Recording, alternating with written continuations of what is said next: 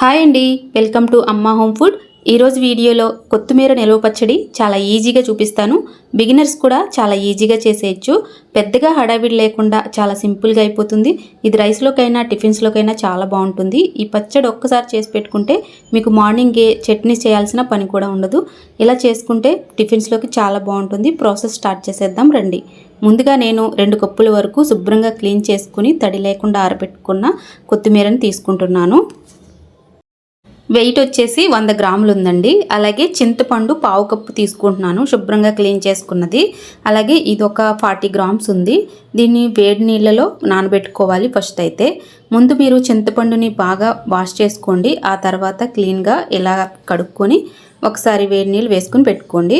ఇప్పుడైతే మనము కొత్తిమీరని ఫ్రై చేసుకుందాం. లైట్గా ఫ్రై చేసుకుంటే సరిపోతుంది.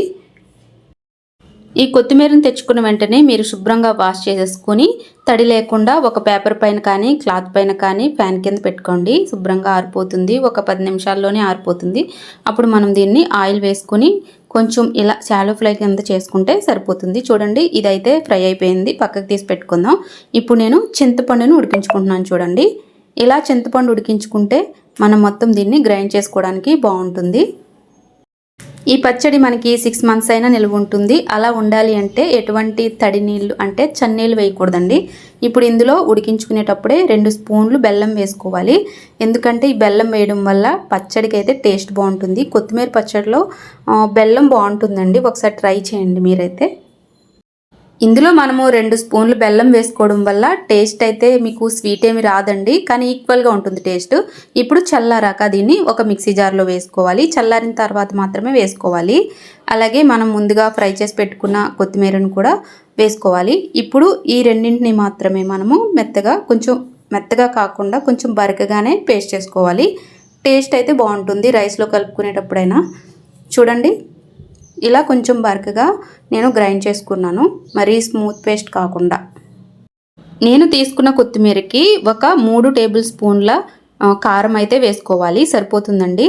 అలాగే ఉప్పు నేను 2.5 టేబుల్ స్పూన్లు వేసుకుంటున్నాను అదే స్పూన్తో. ఇప్పుడు నేను ఇందులో మెంతి పొడి 1 స్పూన్ వేసుకుంటున్నానండి. ముందుగానే ఫ్రై చేసుకుని పొడి చేసుకుని నేను స్టోర్ చేసుకుంటాను. నాకు ఎప్పుడు ఉంటుంది ఆవు పిండి కానీ మెంతి పిండి కానీ. ఇలా వేసుకున్నాక ఒకసారి ఇవన్నీ కూడా బాగా కలిపేసుకోవాలి.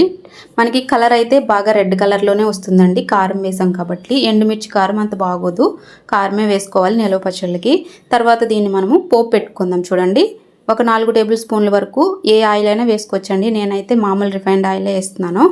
దీంట్లో 4 వెల్లుల్లి, అలాగే 2 టేబుల్ స్పూన్లు ఆవాలు, అలాగే 1 స్పూన్ జీలకర్ర, తడి లేని కరివేపాకు కూడా వేసుకోవాలి. అలాగే లాస్ట్లో ఇంగువ కూడా వేసుకోవాలండి. ఇది మెయిన్ ఇంపార్టెంట్, టేస్ట్ బాగుంటుంది.